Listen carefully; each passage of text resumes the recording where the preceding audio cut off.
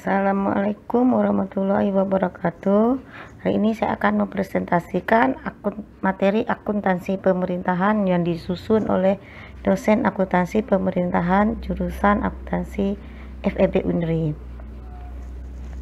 Referensi utama dari materi ini adalah buku Akuntansi Pemerintahan Daerah karangan Yesi Mutia, Desmiawati, dan Nur Azlina, penerbitnya Gramedia Yogyakarta, dan buku Praktikum Penyusunan Laporan Keuangan Pemerintah Daerah, penulis Yesi Mutia, Desmiawati, dan Nur Azlina, tahun 2019, penerbit Salemba 4 Jakarta.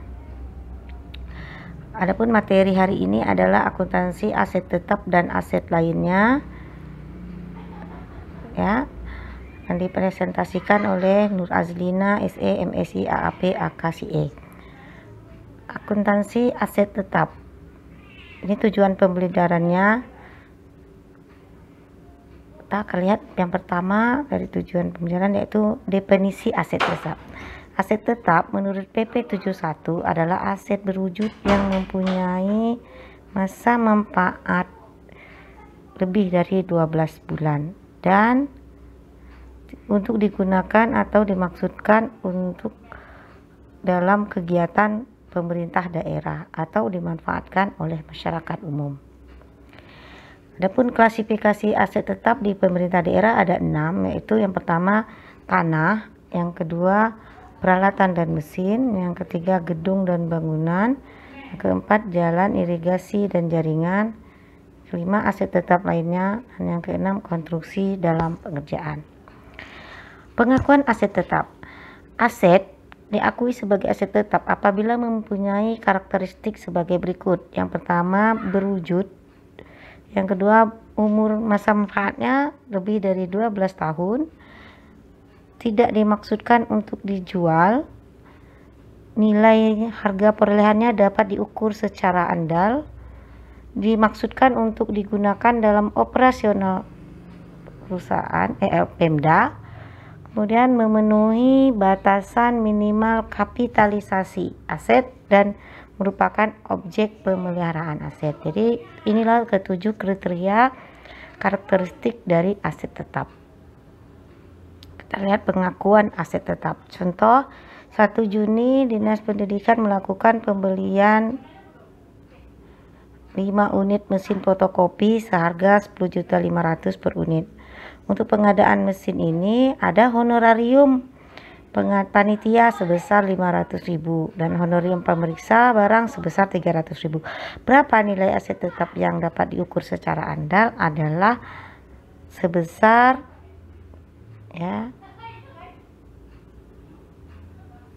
maka harganya itu 10.500.000 dikali 5, 52.500.000 ditambah honor panitia, honor pemeriksa barang, sehingga totalnya menjadi 53.300.000. Kita jurnal untuk LO-nya peralatan dan mesin 53.300.000, RK PPKD 53.300.000. Untuk LRA-nya belanja peralatan modal dan mesin 53.300.000 dan perubahan sal 53.300.000. Yang keempat, pengukuran aset tetap. Pengukuran aset tetap, harga perolehan aset tetap itu dinilai dengan dua. Yang pertama sebesar biaya perolehan. Biaya perolehan di sini termasuk harga beli, ongkos angkut, ya, kemudian honor pemeriksa, honor pengadaan barang, itu semua dijumlahkan menjadi harga perolehan. Kalau dia dibuat sendiri, maka semua biaya dalam pembuatan aset tetap itulah menjadi harga perolehan. Yang kedua yaitu dengan nilai wajar pada saat perolehan. Kalau misalnya barang yang kita terima tidak diketahui nilai harga perolehannya, maka yang kita catat atau yang diukur sebagai nilai aset tetap adalah sebesar harga nilai wajar pada saat perolehan aset tetap. Bagaimana perolehan aset tetap? Ada 5 cara perolehan aset tetap. Yang pertama pembelian tunai, yang kedua perolehan gabungan, yang ketiga dibangun sendiri, kemudian ada hibah, dan ada pertukaran. Kita akan bahas satu persatu. Untuk pembelian tunai, misalnya aset tetap diakui ketika terjadi serah terima barang dari pihak ketiga dengan SKPD. Kalau misalnya dibeli secara tunai, bukan saat dibeli secara tunai itu diakui aset tetapnya, tapi diakuinya pada saat bersurat serah terima barang. Kita lihat contohnya. Pada tanggal 2 April, Dinas Pertanian membeli 10 unit komputer ya dengan harga 77 juta per unit mekanisme LS. Berdasarkan berita acara tersebut, maka akan mencatat peralatan dan mesin, karena langsung diserah terimakan ya, ada berita acara serah terimakan. Peralatan dan mesin komputer 70 juta, 7 juta kali 10 unit, utang belanja modal 70 juta. Ya. Kemudian menerbitkan SP2DLS untuk pembelian tersebut. Maka ketika diterbitkan SP2DLS, kita menjurnal untuk LO-nya utang belanja modal peralatan dan mesin, kreditnya RK PPKD sebesar 70 juta. Kemudian untuk LRA-nya belanja modal pengadaan komputer 70 juta, perubahan sal 70 juta. Karena ini SP2DLS, maka ada jurnal resiprokal. Maka kita jurnal RK SKPD 70 juta di debit dan kas di kasda 70 juta di kredit. Kemudian kalau pembelian ini dilakukan dengan mekanisme UPG UTU, maka tanggal 10 April itu dia akan menjurnal debitnya untuk LO utang belanja modal peralatan dan mesin, kas di bendara pengeluaran. Kemudian untuk LRA-nya belanja modal pengadaan barang dan mesin, perubahan sal sebesar 70 juta. Yang B, pembelian angsuran. Pembelian angsuran ini berjangka waktu lebih dari 1 tahun, menimbulkan utang dan sesuai dengan ketentuan perundang-undangan.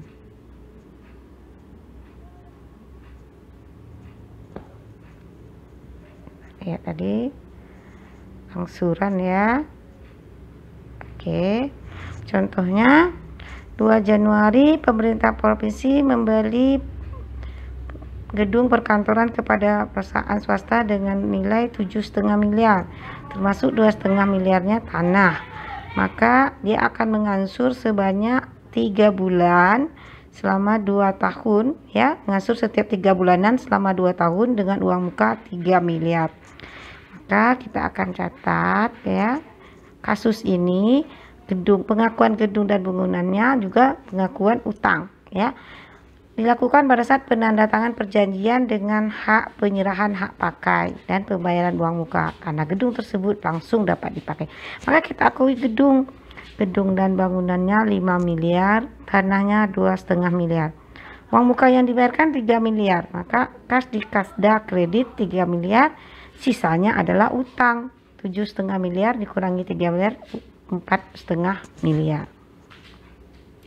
Untuk jurnal LRA-nya adalah kita mengakui belanja uang muka, maka kita catat belanja modal pengadaan gedung 3 miliar, perubahan sal 3 miliar.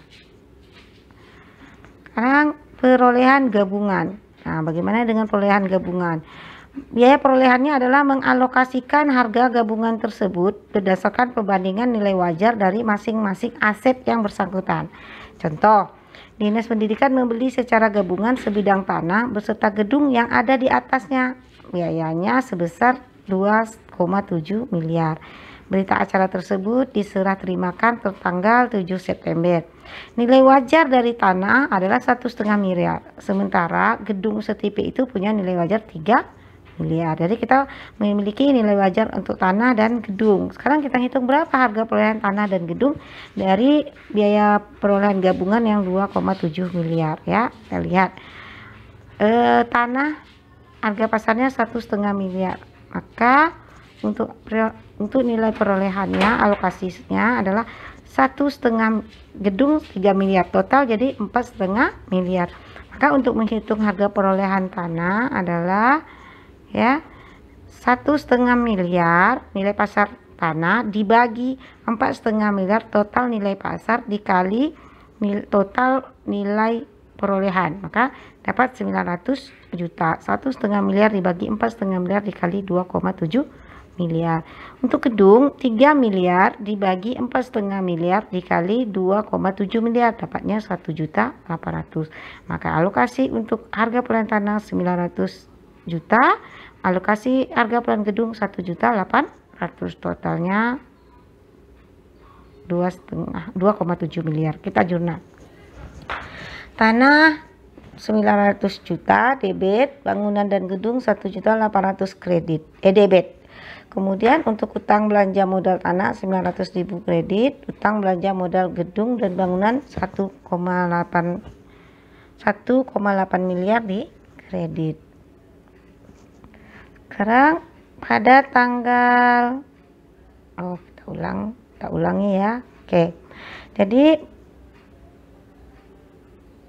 berdasarkan hitungan di atas maka kita akan menjurnal tanah untuk bangunan 900 juta debit, bangunan 1,8 miliar debit. Kreditnya utang belanja modal 900 juta kredit, utang belanja modal gedung dan bangunan 1.800.000 di kredit. Pada tanggal 15 September diterbitkan SP2 DLS untuk pembelian gedung dan tanah tersebut. Maka kita menjurnal jurnal LO-nya, utang belanja modal tanah 900 juta, utang belanja modal gedung 1,8 miliar, RK PPKD 2,7 miliar. Untuk LRA-nya belanja modal pengadaan tanah 900 juta, belanja modal pengadaan bangunan 1,8 miliar dan perubahan sal 2,7 miliar. Resiprokal. Nah, LS maka kita resiprokal RK SKPD kas di Kasda sama sebesar 1,8 miliar ya. Sekarang kalau dibangun sendiri ketika terjadi perpindahan hak kepemilikan atau penguasaan secara hukum yang dibuktikan dengan didukung oleh bukti secara hukum ya. Apabila konstruksi aset tetap dilakukan dengan swakelola, seluruh biaya langsung dan tidak langsung yang dikeluarkan sampai KDP tersebut siap digunakan. Kalau dia adalah KDP maka sampai KDP tersebut siap digunakan baru dia menjadi aset tetap ya. Biaya konstruksi secara swakelola diukur berdasarkan jumlah uang yang telah dibayarkan dan tidak memperhitungkan jumlah uang yang masih diperlukan untuk penyelesaian. Misalnya nih, kalau sudah dibayarkannya baru 30%, maka nilai KDP-nya sebesar 30%. Ya. Kita lihat contoh Bina Marga membangun sebuah gedung. Ini biaya-biayanya, ada biaya tenaga kerja, biaya bahan baku, ya, biaya perencanaan, biaya konsultan, biaya pelengkapan dan lain-lain. Totalnya 557.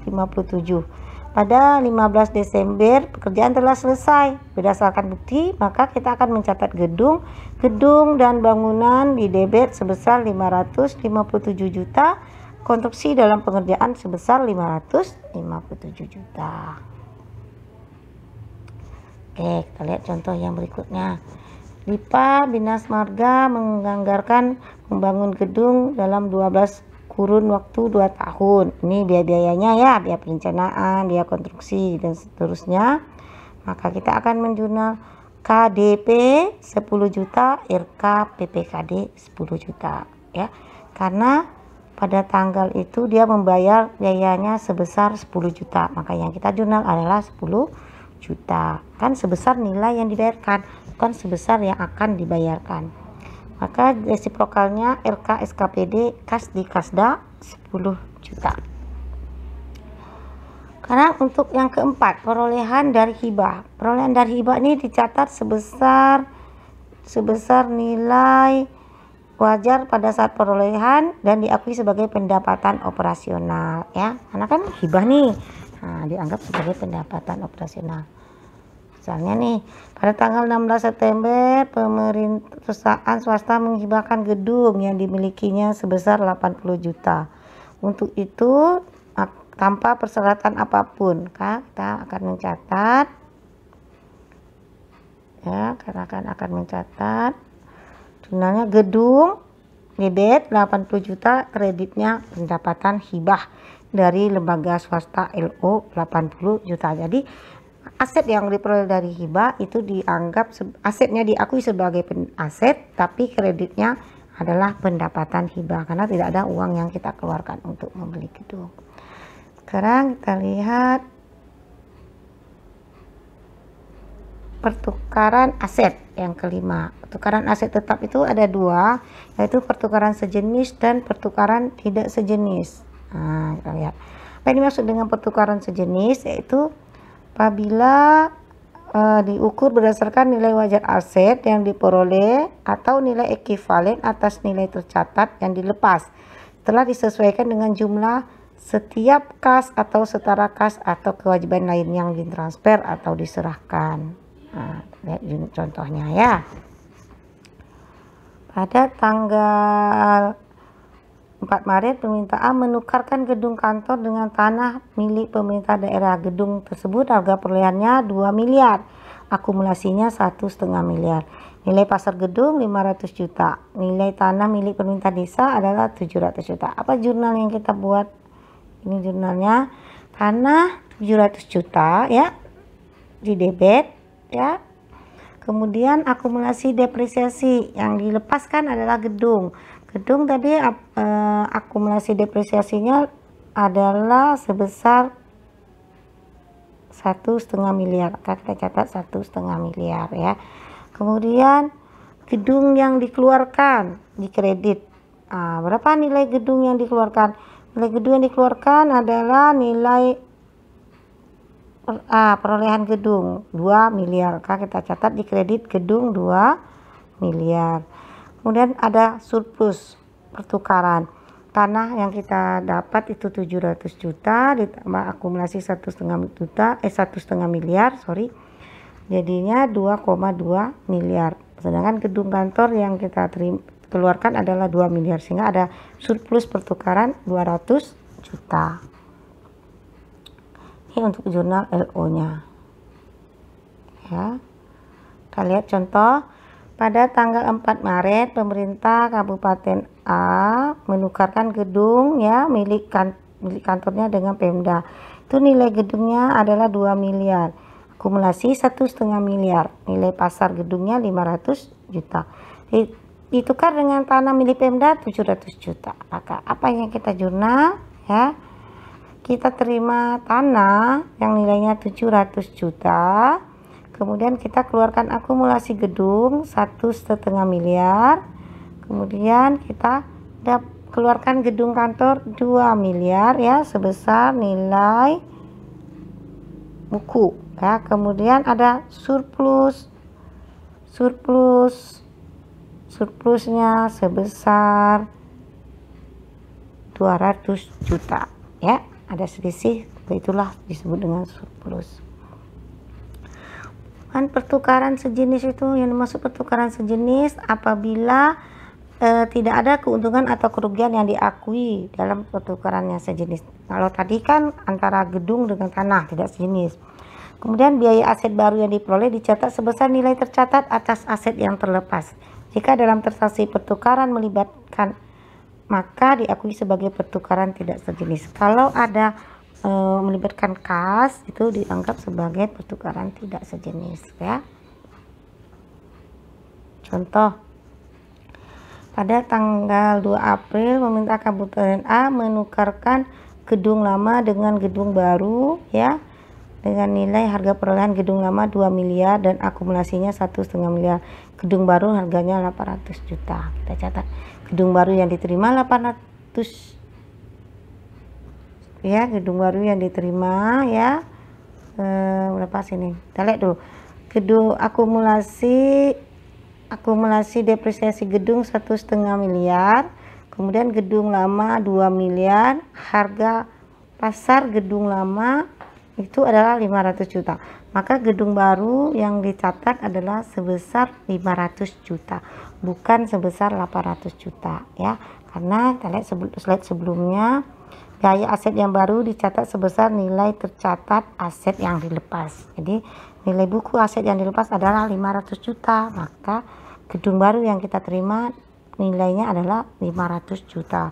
Walaupun nilai pasarnya 800 juta ya. Karena tidak ada surplus di pertukaran sejenis. Yang keenam, kontrak konstruksi. Apabila konstruksi dikerjakan oleh kontraktor melalui suatu kontrak, maka nilai perolehan KDP tersebut berdasarkan teks rapel nomor 8 adalah termin yang telah dibayarkan kepada kontraktor sehubungan dengan tingkat penyelesaian pekerjaan dan kewajiban yang masih harus dibayarkan dan pembayaran klaim kepada kontraktor. Kita lihat khusus tanggal 1 Maret 2017 Dinas Kesehatan membangun gedung nilai 1 miliar. Tanggal 3 Maret membayar termin pertama sebesar 250 juta. Tanggal 7 Juli membayar termin kedua sebesar 600 juta. Dan tanggal 3 November membayar termin ketiga sebesar 100 juta atau 100% dan menahan retensi 5%.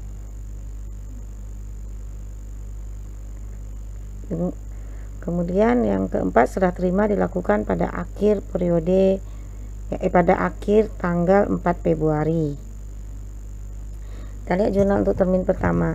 Kita akan mencatat KDP di debit RKPPKD sebesar 250 juta. Tadi membayar termin pertama kan 250 juta untuk LO-nya. Kalau untuk LRA-nya belanja modal dan perubahan sal 250 juta. Karena pakai LS maka ada resiprokal, RKSKPD dan kas di Kasda. Untuk termin kedua tanggal 7 Juli KDP 600 juta, RKPPKD 600 juta. LRA-nya belanja modal dan perubahan sal 600 juta. Ada resiprokal juga, RKSKPD dan kas di Kasda 600 juta. Untuk termin ketiga tanggal 1 November sudah 100% ya. KTP 100 juta, RKPPKD 100 juta. Kemudian untuk LRA-nya belanja modal 100 juta, perubahan sal 100 juta. Resiprokalnya RKSKPD 100 juta, kas di Kasda 100 juta. Jadi sama ya jurnalnya termin 1, termin 2, termin 3. Sehingga total KDP itu sudah menjadi 1 miliar. Kemudian mencatat retensi, ada KDP 50 juta, utang retensi 50 juta. Pengakuan gedungnya, gedung dan bangunan 1 miliar, kreditnya KDP 1 miliar ya, total dari KDP. Dan berita acara ditemukan berita acara serah terima kedua dan pembayaran retensi. Maka untuk jurnal LO nya kita mencatat utang retensi RKPPKD 50 juta, LRA nya belanja modal perubahan sal 50 juta, resiprokal RKSKPD kas di Kasda 50 juta. Pengeluaran setelah perolehan, ada pengeluaran pendapatan, yaitu jika memiliki nilai di bawah standar minimum kapitalisasi dan ini akan diakui sebagai beban, dilaporkan dalam laporan operasional. Contohnya beban pemeliharaan aset, beban depresiasi. Tanggal 1 Agustus SKPD melakukan pengecatan gedung, mengeluarkan biaya sejumlah 10 juta. Maka atas pengeluaran ini diterbitkan SP2DGU, maka dia akan mencatat jurnal LO nya beban pemeliharaan gedung, kas di bendara pengeluaran karena GU ya. Kemudian untuk LRA nya belanja barang dan jasa perubahan sal. Kemudian yang kedua pengeluaran modal, ini apabila memiliki nilai yang melebihi satuan minimum kapitalisasi aset dan memiliki menambah manfaat ekonominya ya, dilaporkan dalam laporan LO dan neraca. Contoh 12 Oktober Dinas Perhubungan merenovasi aset tetapnya dengan mengeluarkan biaya 600 juta ya, menggunakan metode LS. Diharapkan masa manfaatnya bertambah dari 10 tahun menjadi 15 tahun dan biaya ini melebihi nilai minimum kapitalisasi. Atas transaksi ini maka dicatatlah jurnal LRA nya belanja modal 600 juta, perubahan sal 600 juta di kredit. Untuk LO nya gedung dan bangunan 600 juta, RKPPKD 600 juta. Karena dia LS maka ada resiprokalnya, RKSKPD DDB 600 juta, Kas di Kasda di kredit 600 juta. Penyusutan aset tetap, yaitu alokasi yang sistematis atas nilai suatu aset tetap yang dapat disusutkan selama masa manfaat. Diakui sebagai pengurang nilai tercatat aset tetap dalam neraca dan beban penyusutan dalam laporan operasional. Menurut PP 71 ada metode garis lurus, metode saldo menurun ganda, dan metode unit produksi. Kalau menurut Permendagri adalah metode garis lurus dengan nilai residu 0. Jadi Anda menggunakan metode garis lurus saja dan nilai residu 0 untuk penyusutan aset tetapnya. Contohnya, KPD memiliki aset tetap peralatan dan mesin berupa 10 unit aset yang dibeli 2 April dengan total harga 70 juta. Umur ekonomis 5 tahun tanpa nilai residu. Penyusutan dihitung per bulan ya kebijakannya. Jurnal penyusutan tanggal 31 Desember adalah kita hitung nih, penyusutan per tahunnya 70 juta dibagi 5 berarti 14 juta per tahun. Penyusutan 31 Desember karena 9 bulan dari 2 April sampai Desember, maka 9 kali per 12 kali 14 juta sama dengan 10 juta 500. Jurnalnya jurnal LO dan neraca saja, tidak ada jurnal LRA, yaitu beban penyusutan, akumulasi penyusutan. Yang kedelapan yaitu penghentian penggunaan dan pelepasan aset tetap. PSAP 7 menyatakan bahwa aset tetap yang dihentikan dari penggunaan aktif pemerintah tidak memenuhi lagi definisi aset tetap dan harus dipindahkan ke pos sesuai dengan nilai tercatatnya. Pada saat dokumen sumber untuk mengeluarkan aset tetap tersebut dari neraca diperoleh, maka aset tetap yang telah direklasifikasi menjadi aset lainnya dikeluarkan dari neraca. Proses penghentian dan pelepasan ini akan dilakukan setelah adanya SK Kepala Daerah. Jadi kan aset tetap yang tidak bisa digunakan lagi kan direklasifikasi menjadi aset lainnya dengan jurnal sebelumnya aset tetap di kredit, aset lainnya di debit. Kemudian kalau dihentikan maka aset tetap lainnya itu dihapus ya. Kemudian pengertian aset tetap ini ada 3, A dengan pemusnahan, ada B dengan pemindah tanganan, dan C karena sebab lain. Lihat, penghapusan aset tetap dengan pemusnahan. Pada tanggal 1 November 2017, berdasarkan berita acara pemeriksaan telah mengubah status kondisi sepeda motornya dari status baik menjadi rusak berat. Ya, sepeda itu dibeli 5 Januari seharga 20 juta. Maka penyusutannya tercatat sampai November adalah 15 juta. Kita akan catat jurnalnya sebagai berikut. Akumulasi penyusutan 15 juta di debit, kemudian munculkan aset tetap lainnya 20 juta di debit. Kreditnya apa? Kendaraan, karena kita keluarkan kendaraan 20 juta di kredit, dan akumulasi penyusutan aset lainnya 15 juta. Selanjutnya tanggal 30 Desember Kepala Daerah menerbitkan surat keputusan penghapusan barang ya, sepeda motor tadi yang sudah berubah jadi aset lainnya dihapus. Maka kita catat jurnalnya, beban non operasional defisit penghentian barang 5 juta, akumulasi penyusutan aset lainnya 15 juta, aset lainnya 20 juta ya. Jadi selisihnya dianggap menjadi beban non operasional, yaitu defisit penghentian aset lainnya.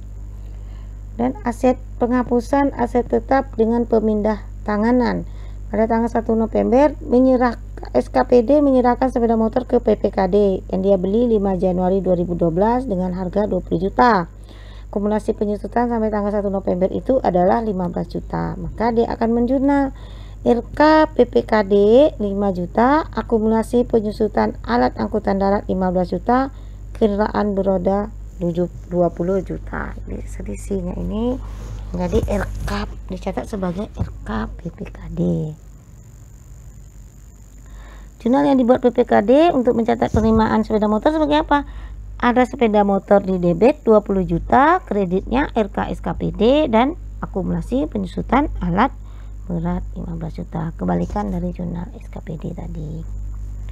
Kemudian tanggal 30 November kepala daerahnya menerbitkan surat keputusan menghapus barang. Nah, maka kita keluarkan aset lainnya dari barang tersebut ya, dan menghibahkan ke pihak lain. Maka jurnalnya akan disyarat sebagai berikut: akumulasi penyusutan di debit 15 juta, aset lainnya 5 juta di debit, kreditnya kendaraan bermotor 20 juta. Kalau soal lainnya, misalnya tanggal 20 Desember Pemda menyerahkan sepeda motor tersebut ke pihak lain, maka kita catat ya untuk investasi. Maka jurnalnya jadi investasi jangka panjang. Nah, nilainya berapa? Dari soal ini misalnya nilainya 3 juta. Maka jurnalnya investasi jangka panjang 3 juta, aset lainnya 3 juta.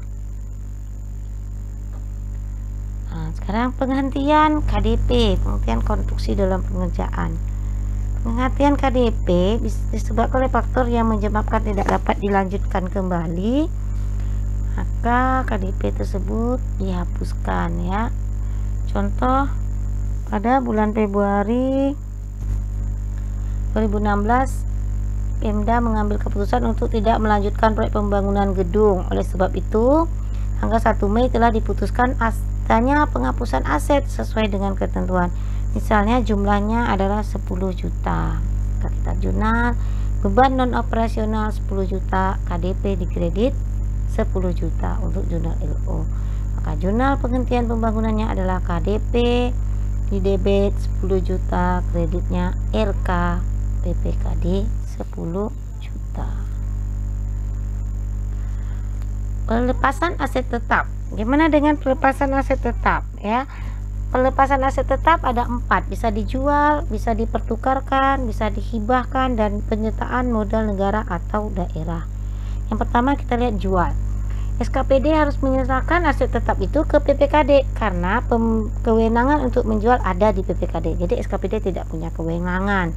Namun SKPD tetap mencatat penghapusan aset tetap tersebut. Jurnalnya yaitu penghapusan aset tetap untuk aset yang diserahkan kepada SKPD, PPKD. Contoh nih, SKPD menyerahkan kendaraan pada PPKD untuk dijual, dibeli tanggal 1 April 2014, harga 250 juta.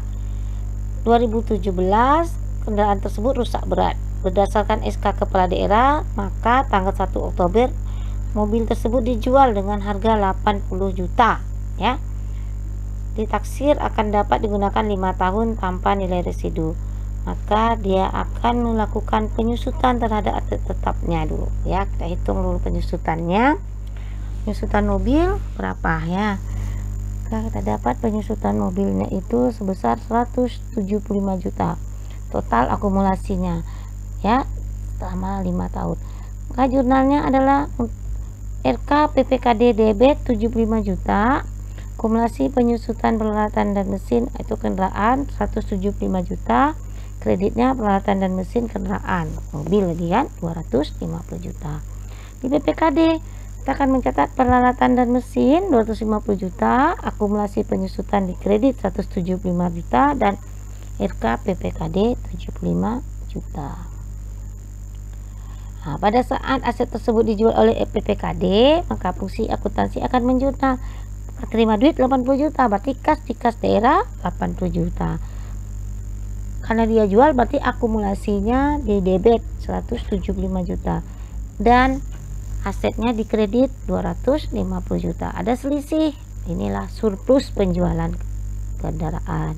Sisi ini dianggap menjadi surplus penjualan kendaraan. Untuk RA kita akan catat perubahan sal 80 juta dan dari hasil penjualan kekayaan daerah 80 juta sebesar nilai yang diterima 80 juta.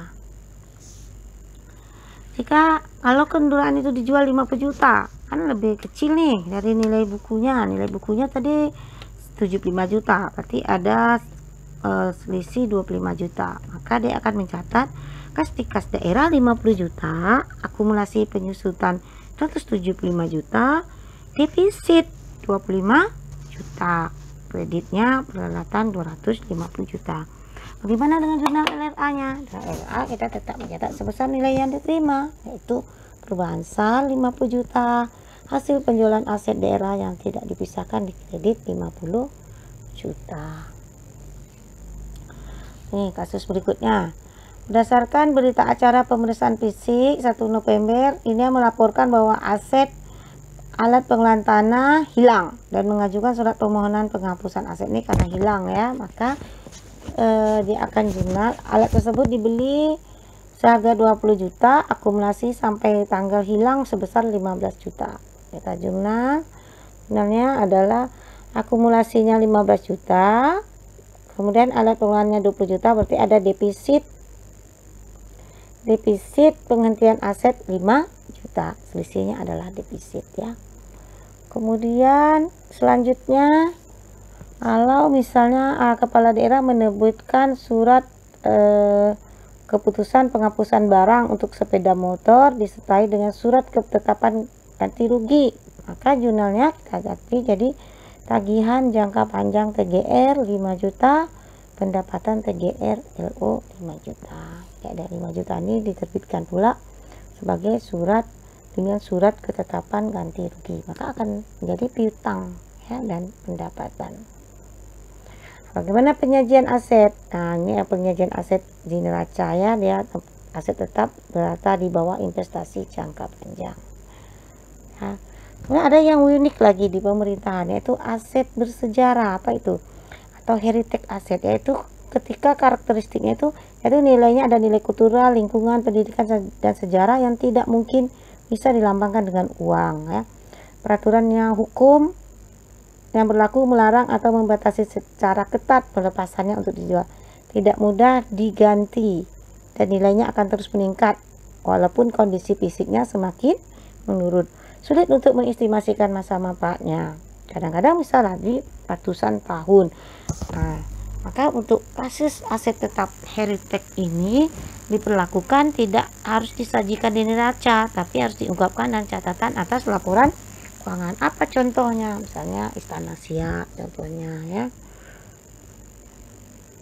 lukisan Mona Lisa. Nah itu. Demikianlah presentasi saya tentang aset tetap. Ini literatur yang kita pakai selain dari literatur wajib tadi. Lebih dan kurang saya mohon maaf. Assalamualaikum warahmatullahi wabarakatuh.